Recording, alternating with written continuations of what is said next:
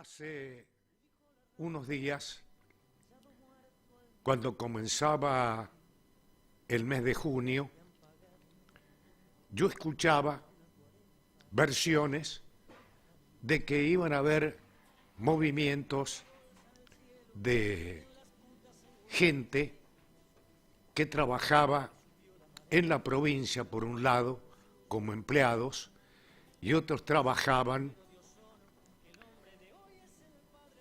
en el estamento policial, que no pueden hacer ningún acto de movilización o paro, y los docentes. Se empezaron a convocar y habían 3 focos de reunión, en 2 partidos políticos de izquierda y en un local de la CTA de Avenida Rioja, casi 25 de mayo. De allí salieron los autoconvocados. Y si alguien dice que no es verdad, tengo fotos y las puedo enseñar. Y a los dirigentes también los puedo mostrar. Pero esto tiene que ver con una enfermedad que le dio a la gente que autoconvocada.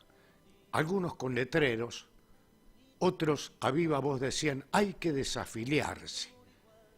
O sea, renegando de los sindicatos que tienen la posibilidad cierta por tener personería gremial y autoridades electas a negociar con el gobierno de turno, ya sea con el provincial o el nacional. Y también yo me preguntaba, ¿esta gente sabrá lo que es la ley que respalda a los trabajadores en su conjunto? ¿Sabrán que afiliarse no es ninguna obligación? ¿Y por qué se deben afiliar? ¿Lo sabrán? Esas preguntas no me las puedo responder, porque sé que no se quieren afiliar y no sé por qué.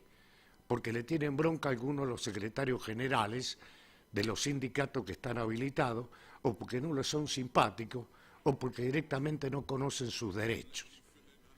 Por tal motivo, he invitado a una abogada, magíster, que tiene una amplia trayectoria en la historia de nuestro país a través de haber participado durante toda su vida de reuniones desde el nacimiento de sindicatos, agrupaciones sindicales, y viene de una cuna donde los padres, por ejemplo, el papá, era director de una escuela de adoctrinamiento justicialista y la mamá fue secretaria fundadora de uno de los sindicatos de San Juan que agrupan a los docentes y trabajadores de las escuelas de la Universidad Nacional. Por ejemplo, la Escuela Industrial, la Escuela de Comercio, el Colegio Central Mariano Moreno y algunos otros que se adherían. Doctora Alejandra González, buenas tardes, bienvenida. ¿Cómo le va? Muy bien, gracias. Gracias por la invitación. Bueno, ¿cómo empieza esta historia de los sindicatos en el país? Bueno, es muy largo, vamos a tratar de sintetizarlo. La historia del movimiento obrero argentino como el mundial está llena de tragedias.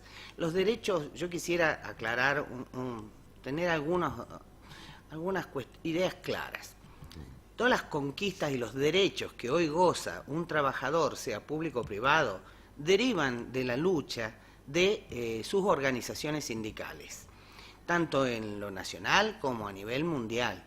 Es decir, que está llena de tragedias, porque para conquistar esos derechos, por ejemplo, que nos parece habitual, como la jornada laboral de 8 horas, como el justo salario, como el aguinaldo, vacaciones, la previsión social, han corrido ríos de sangre en el mundo y en el país. No, nuestro país lamentablemente tampoco estuvo ajeno a eso. Esto se remonta a la historia misma de la humanidad y del trabajo, desde los esclavos y los hilotas de la Grecia y Roma antigua, después los siervos de la gleba en la época feudal, el rompimiento con la Revolución Francesa que termina con el feudalismo y las monarquías absolutas. Sin embargo, esa revolución burguesa que se adueña o se había apropiado del capital de producción, paralelamente a la revolución industrial, va a establecer un Estado gendarme, un Estado con poca participación y poca intervención en la vida comunitaria, que era seguridad, salubridad y moralidad, y en lo demás no debía entrometerse. ¿Para qué? ¿Qué era lo demás? La economía y la distribución de la riqueza que creaban las naciones. Entonces ese es el Estado gendarme liberal, y ahora tenemos el neoliberalismo. Bueno, a partir de eso, la Revolución Francesa dicta la ley Chapelier y el edicto de Turgot, que es nuestra ley, se replica en la Argentina con la ley de residencia de fines de 1800, originada en el proyecto de Miguel Cané, autor de Juvenilia. Era nada más que para perseguir a los trabajadores que se sindicalizaban para reclamar lo que estamos hablando: jornada laboral, descanso dominical. Ni siquiera se atrevían a vacaciones la pobre gente. Todo esto lo refleja el informe sobre el estado de la clase obrera de Vialet-Macé, que lo solicita el Congreso de la Nación cuando en 1904 el doctor Joaquín B. González va a presentar su proyecto de Código del Trabajo, que jamás se trató ni aplicó, porque lo que revela el informe del Estado de Vialet-Macé es las condiciones miserables en las que se vivía y se trabajaba en la Argentina.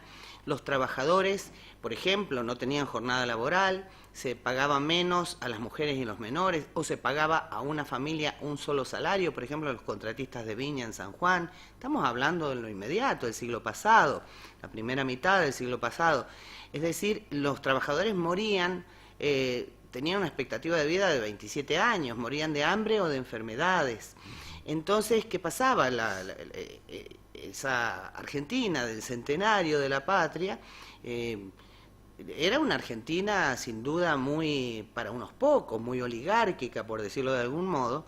Entonces, ante los reclamos, gobernaba Roca, y ante los reclamos que llegan a Plaza de Mayo por las injusticias irritantes en el trabajo de mujeres y menores, en las fábricas de sombrero y de vidrio, donde el encargado los fustigaba con látigos a la primera imprudencia o eran despedidos, el gobierno responde con la Ley de Defensa Nacional, que en solo cuestión de horas fue aprobada y votada por ambas cámaras del Congreso de la Nación y promulgada por el Ejecutivo, donde se aconsejaba, se prohibía a los trabajadores anarquistas, que ya con los comunistas y los socialistas, que habían venido con la inmigración europea de fines del siglo XIX, eran los que traían esas ideas de sus organizaciones de Europa, ¿no? Bueno, esos estaban prohibidos, los deportaban, y si no, los fusilaban directamente. Y si por la ley de residencia los deportaban. Pero esta ley de defensa nacional fue extremadamente violenta con los trabajadores y aconsejaba la caza a tiros de los trabajadores anarquistas. Y justificaba toda clase de atropellos. Una ley del Congreso de la Nación, de esa nación oligárquica, que había entrado en la División Internacional del Trabajo. Éramos una semicolonia inglesa, porque salimos de ser colonia española, después pasamos a ser una semicolonia inglesa cuando la Argentina entra en la División Internacional del Trabajo. Esto que se llena la boca de que éramos el granero del mundo, la generación del 80. La generación del 80 se sentía cómoda con ese país de las vacas gordas y los peones flacos, donde era un país para pocos, que ahora parece ser que hay una corriente también política que lo quiere reinstalar. Entonces, esas eran las condiciones miserables en las que se vivía y se trabajaba. Eso va a cambiar diametralmente, de ahí el odio que surge luego con la revolución del peronismo en el gobierno, que llega a través de una revolución militar que termina con la década infame, donde se había entregado todo absolutamente, hasta el espíritu se entregó, el pacto, el fraude electoral, este sistema de esclavitud, el pacto Roca-Runciman, que directamente entregaron todos los resortes económicos a Inglaterra.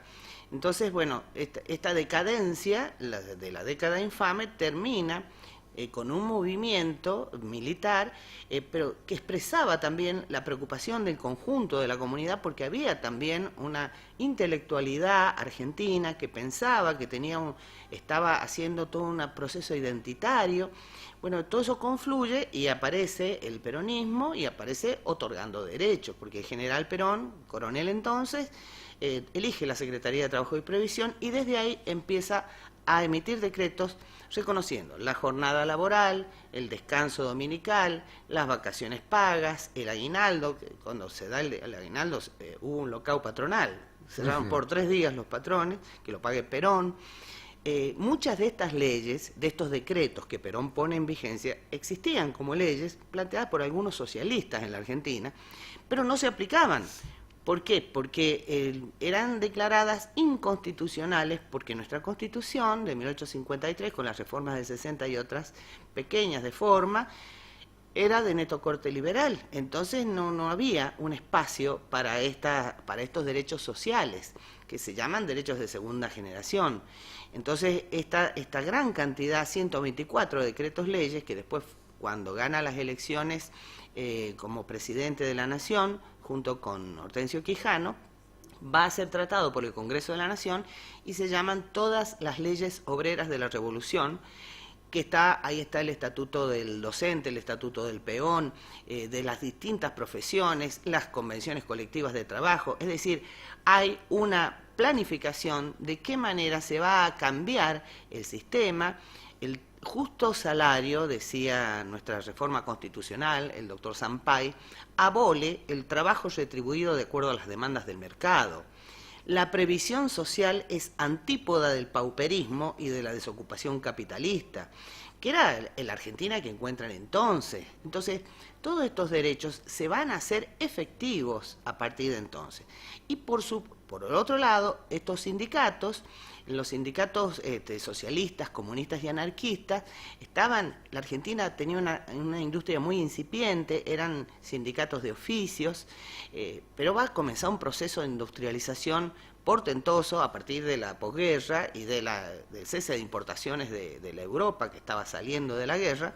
Entonces, este proceso de industrialización va a crear estos gremios industriales y el movimiento obrero se va a unificar con una ideología nacional propia, tan criticada por eso, porque no dejamos de copiar al extranjero a esta matriz eurocéntrica de colonización cultural. Y bueno, entonces a partir de eso estos sindicatos se van a ir ampliando. La CGT llega a tener 6 millones de afiliados, es decir, como movimiento obrero. Lo que es importante es decir que las organizaciones sindicales respaldan o deben respaldar los legítimos reclamos de los trabajadores. ¿Qué encontramos en los sucesos pasados de este mes? Y hay un quiebre del sistema de representación sindical, pero político también. Es decir, ¿qué ha pasado? Más allá de que he escuchado varias cientistas sociales, que son los especialistas, que podrían dar mejor, tener una precisión epistemológica en el análisis de lo que ha sucedido. Hay un reclamo, una rebelión. Acá saltó en pedazos un modelo de orden, así dicho. Decía Goethe, este poeta maravilloso, queremos un orden, pero no un orden de cementerios. ¿Y cuáles son las demandas básicas que pasan por debajo de todo este reclamo y de toda esta pueblada que ha habido en San Juan? Y falta la precarización, los bajos salarios, la indignación y también algunas motivaciones políticas que aparentemente, como lo que está diciendo usted, se han jugado algunas fuerzas ahí contrarias al orden establecido. Por el otro lado, lo importante es rescatar, más allá de que estimo los sindicatos estatales, en particular en la provincia de San Juan, estarán haciendo sus autocríticas y evaluando esta situación, porque ¿qué pasa? Alguien dijo que era como una rebelión burguesa. A mí no me parece que sea un tema clasista, es más bien un problema económico y cultural. Cultural en cuanto que algunos voceros, decía otro de los analistas, o voceras, porque eran jóvenes maestras, decían, no somos piqueteros, no somos negros, no somos delincuentes. Parece ser que el que reclama, en caso del piquetero, que sale lamentablemente a pedir por comida, porque no piden un justo salario, porque esa gente ha quedado en la marginalidad del sistema democrático. Esta es la deuda de estos 40 años de democracia. Estos compatriotas, estos hermanos nuestros, no son ni negros ni delincuentes, son gente con hambre, están en la banquina de la historia. Es una interpelación a nosotros como comunidad. debemos integrarlos, debemos cuidarlos, de la misma manera que se ha acompañado el reclamo docente. Reclamo docente de justo salario y el reclamo docente de estabilidad para los contratados. Es decir, que si el Estado, que es el patrón en el caso de este sector que ha salido a reclamar, también debe dar atención a eso. Y bueno, los sindicatos son, el gremio es la comunidad, la organización natural y legal, institucionalizada para hacer funcionar esos reclamos. Obviamente, eso no ha funcionado o no ha funcionado del todo bien a las expectativas, porque no puede ser lo que vimos, los salarios miserables que estaban cobrando algunas docentes. Entonces, ¿qué pasó? ¿Cuál fue la ruptura de haber dejado tan atrás a estos trabajadores de la educación? Tampoco querían llamarse ni trabajadores de la educación ni compañeros, se decían colegas. Ahí con una pretensión de apoliticidad que es justificada, cada uno piensa y acciona como mejor estima conveniente. Pero nada es, todo es político y religioso, dicen los árabes, hasta la fruta que madura.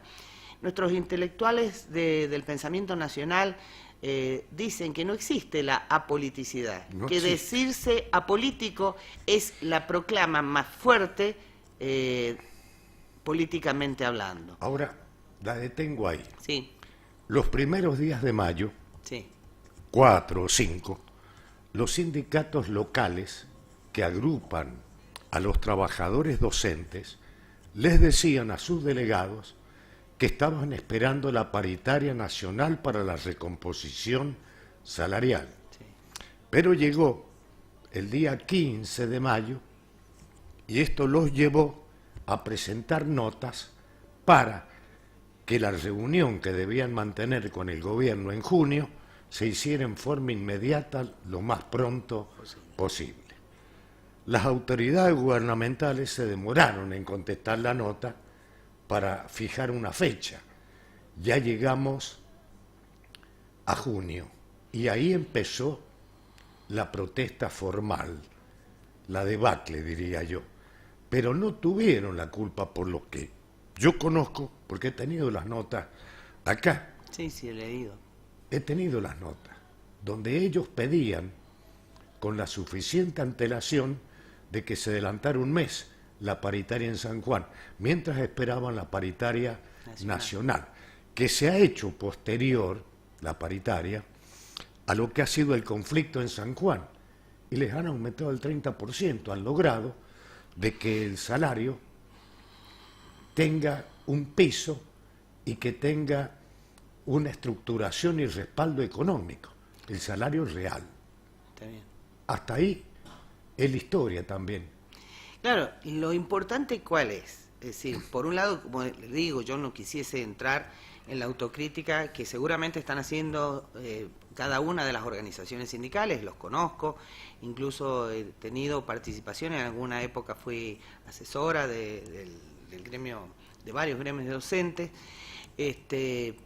Hay una lucha constante, es decir, las cosas no se hacen de la noche a la mañana, no se consiguen reivindicaciones y mucho menos, perdón, aumentos de sueldo o de salarios o mejoras salariales o mejores condiciones de trabajo de un día para otro. Son reclamos y son trabajos sindicales que llevan su tiempo. Entonces, ¿qué pasa? No alcanzaba.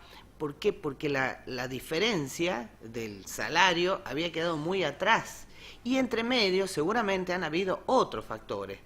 Lo que nadie critica es la justicia del reclamo de mejor salario digno, que eran los carteles que se veían, y de estabilidad, o sea, de incorporar a los contratados, cómo el Estado va a mantener contratos en negro. Contratos Claro. basura, sin salario mínimo, sin obra social, sin jubilación. Entonces, estas son las cuestiones que también veamos por el otro lado, es decir, ¿cuál es el criterio con el que se maneja, la decisión política con la que se maneja la distribución de los ingresos, en el caso, por ejemplo, cuando el Ejecutivo manda el presupuesto, que ahí se hace una previsión de gastos, y la Cámara de Diputados al sancionar la ley de presupuesto, es una autorización de gasto que se le da al Ejecutivo. Ahí están planteadas las prioridades que tiene el gobierno que esté de turno. Pero también hay que decir que no tenemos presupuesto nacional y que se están manejando con decreto de necesidad y urgencia. Bueno, increméntase la partida de para tal fin. Sí, porque la oposición a nivel nacional es totalmente negacionista y me atrevería a decir que es casi destituyente, porque se oponen a todo, a absolutamente todo. A los pocos meses de asumido el gobierno del doctor Alberto Fernández y de la doctora Cristina Fernández de Kirchner, empezaron a oponerse. Incluso los medios hegemónicos también y sus despliegues audiovisuales han establecido todo un sistema y hay, no sé si a usted le ha pasado, creo que a todos, es como un hartazgo de malas noticias y de que todo está mal cuando el gobierno asume con 300.000 millones de dólares de deuda heredadas de la Revolución de la Alegría, con una pandemia que lo traba al primer mes, a los primeros meses de la asunción, con un Ministerio de Salud desarticulado, es decir, en las peores condiciones de la historia de nuestro país. Entonces, nada de lo que se hizo era favorable. Fíjese que con las medidas sanitarias, que el mundo no sabía cómo tomarla, se opusieron a los barbijos, se opusieron a la cuarentena, después se opusieron a las vacunas, llegaron a decir barbaridades tales como que nos iban a introducir un chip comunista. Sí. O sea, esta locura destituyente, negacionista y lamentablemente, ¿sabe qué, Oscar? De muy baja calidad intelectual, porque cuando usted tiene una oposición dura, férrea, pero con contenido nacional, que le esté proponiendo alternativas, hasta puede llegar a mejorar y a cambiar el rumbo y las equivocaciones que todo gobierno comete. Por supuesto. Bueno, esta es una cuestión. Entonces, esta apoliticidad, todos los políticos son malos. Acá se aparece esta insatisfacción de la democracia, porque no está construyéndose ciudadanía desde este quehacer político opositor. Se reclama como ciudadano, como todos los derechos que tenemos todos, pero se vota como consumidor insatisfecho. Entonces, ¿quién es el que sube los alimentos? También estamos en un contexto de guerra que nos afecta, sin duda, como un país, un mundo globalizado, pero en Argentina, ¿quién sube los alimentos? Todas las semanas. Esto es criminal, es casi un golpe de Estado económico. Entonces, estas son las cuestiones que nosotros tenemos que ver de qué manera ir acompañando. Como le digo, leí algunos comentarios que pueda ser que sigan avanzando, de buena voluntad de toda la población. Todos hemos acompañado el justo reclamo de este grupo docente que salió a reclamar y que afortunadamente con sindicatos y con los autoconvocados lograron una mejora, que seguramente va a tener que seguirse avanzando.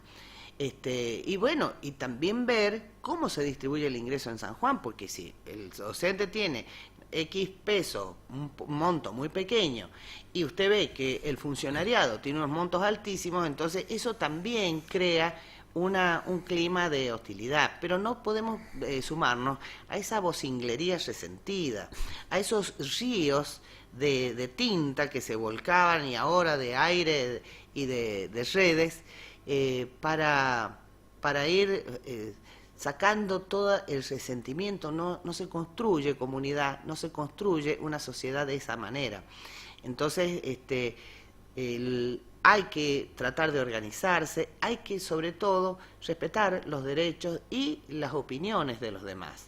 Entonces, este reclamo, que ha sido atendido en parte, también ha puesto en evidencia eso, ¿no? Ha puesto en evidencia un modelo que es más parecido a un modelo neoliberal, que es el que ha saltado en pedazos con este reclamo, ¿no? Vamos a ir, Leonardo, a buscar allí un flyer que tenemos, pequeño video, mejor dicho, de lo que decía la ministra de Hacienda de la provincia como conclusión de los acuerdos salariales a que habían arribado. Es bueno verlo porque no tuvo mucha difusión y esta es una prueba de cómo se manejaron las cosas dentro del marco de la legalidad. ¿Le escuchamos a la ministra, te parece? Salario neto provincial garantizado docente que hemos establecido en esta paritaria y que ha sido solicitado por UDAP.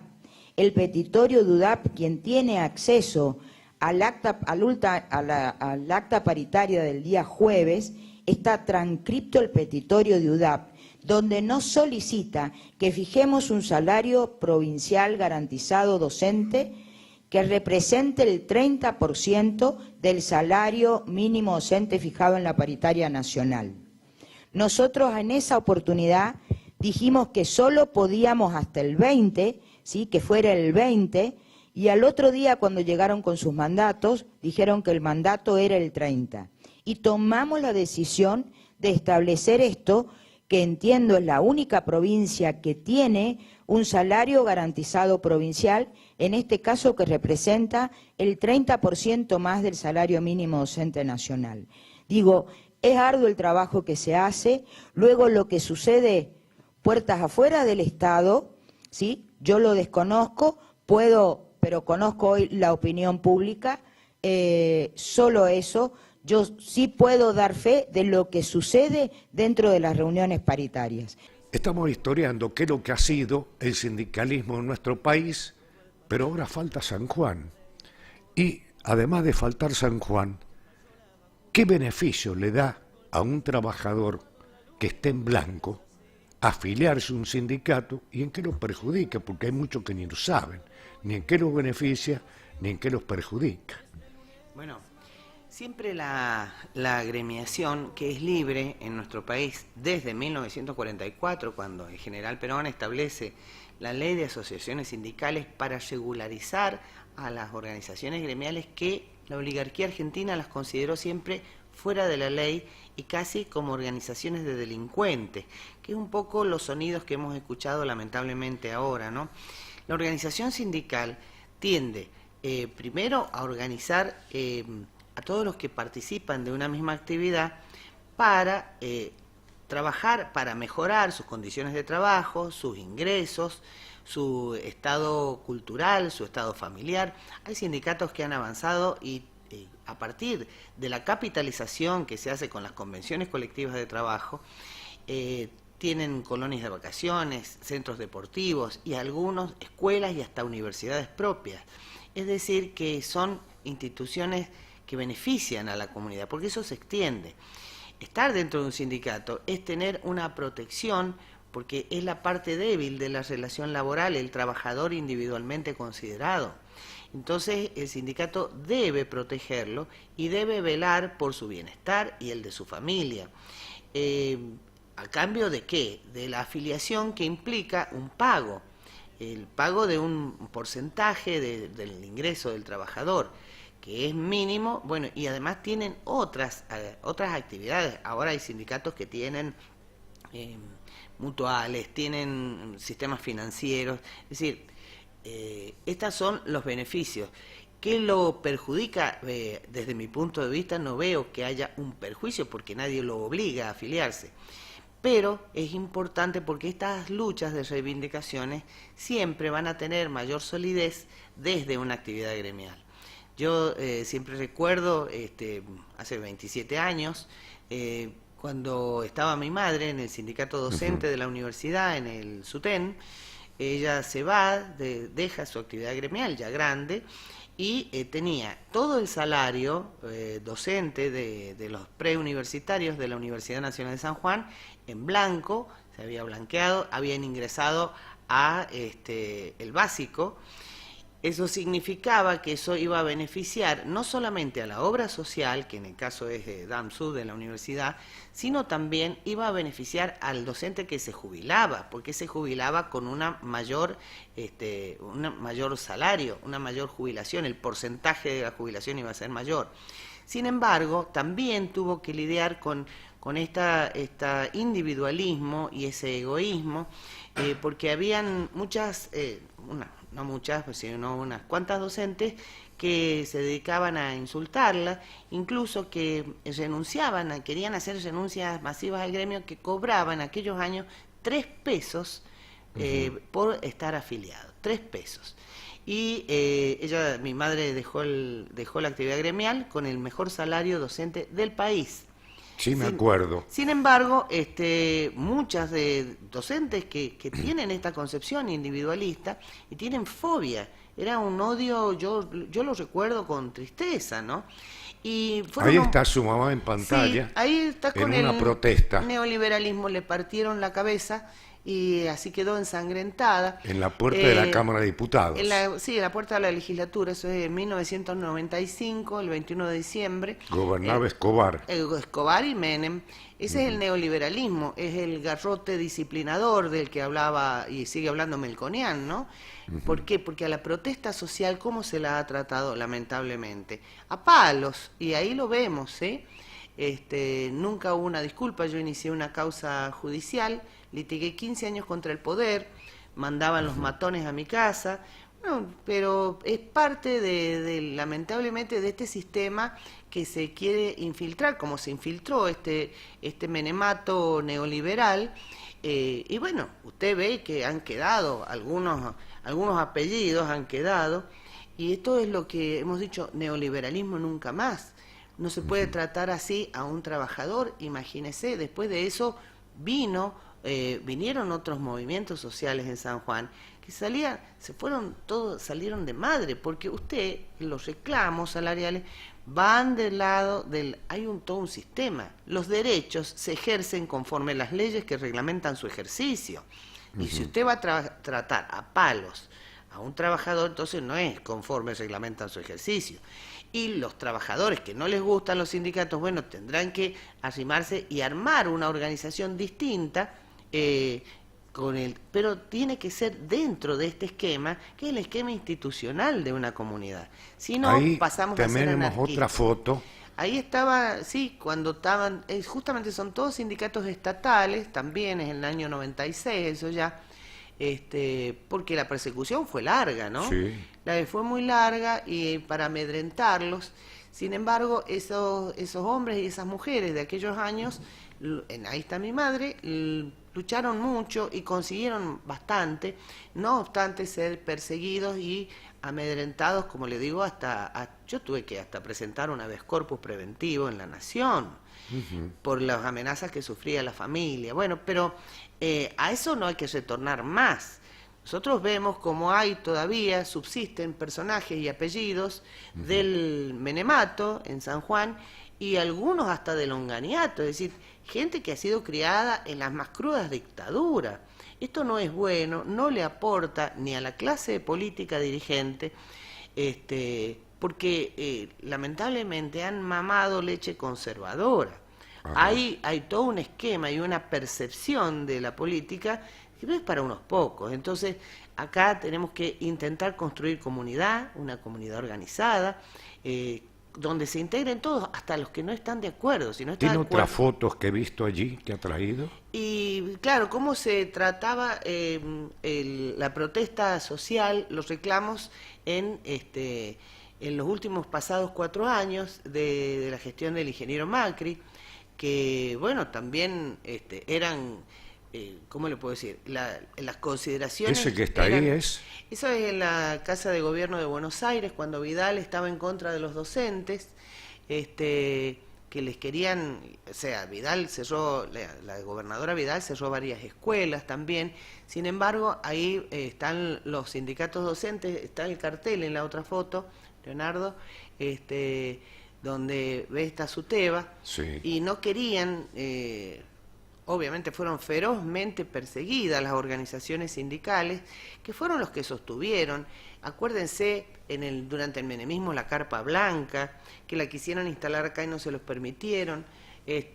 Bueno, el ajuste salarial, ahí están los gremios estatales.